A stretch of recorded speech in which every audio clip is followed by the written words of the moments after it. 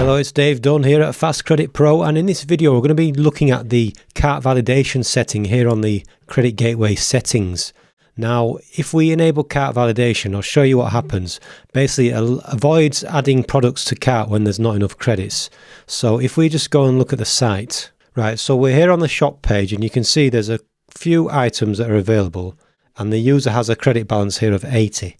So if we try and add this 111 credit item to the cart, if we just add that here,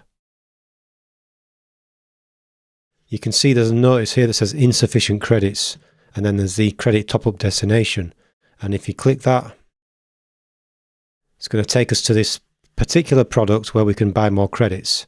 Now, if we don't want that action to happen, we just basically disable the cart validation, save those changes, and then if we go to the shop again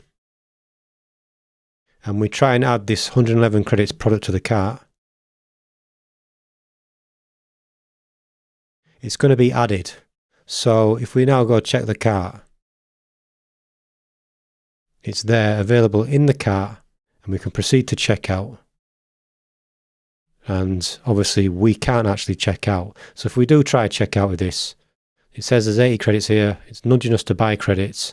We can place the order, but it's going to tell us we don't have enough credits, we don't have sufficient credits, and then prompt us to buy credits here.